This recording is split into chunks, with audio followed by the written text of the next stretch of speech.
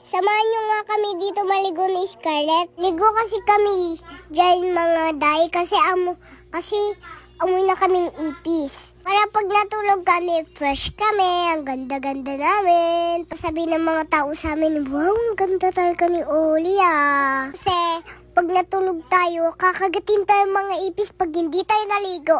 Kagagatin tayo ng ipis pag naligo tayo, hindi tayo kagagatin ng ipis. Kayo mga day, maligo kayo para hindi kayo kainin ng mga ipis.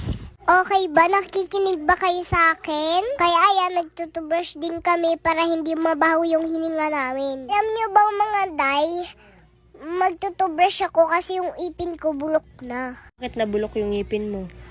Kasi yung, di ba yung cellphone, nagunyo yung naano sa ipin ko yung cellphone. Yung sa baba tayo nakatira dati.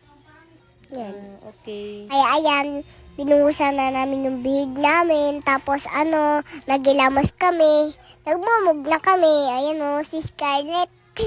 O diba, ang ganda na naman. Diba, nag-kiss pa ako dyan. O diba, model yan. Nasuklay ko ngayon dyan si Scarlett. Ang ganda ni Scarlett pag nagsisuklay na siya. O diba, ang bait ko talaga maday, diba? Kung na talaga magkaroon ng kapatid, promise. Gusto ko na magkaroon ng kapatid. Kayo, magkaroon na kayo ng kapatid. Kasi masarap pag makaroon ng kapatid May kayo, bawal na kayo lumabas kasi baka uwan kayo ng mga kararo. Kararuin nyo na lang yung kapatid. Kasi sabihin nyo sa mama nyo, magkakaroon na kayo ng kapatid. Pagkagising nyo, buntis na mama nyo. Oh no! Kanina pa nga ako guys nagpipray. Paggabi kasi guys nagpipray ako. Kasi nagpipray ako kay Jesus, ganito yung pray ko. Sana po Jesus, magkaroon na po ako ng kamatid, tsaka magpakabait ako dun sa kapatid ko. Amen. Diba guys, ang bait-bait ko talaga, sinusuklayan ko pa si Scarlett. Gusto ko guys yung kapatid ko babae kasi para masuklayan ko. Guys, marunong na ako maglinis, maggugas ng pet.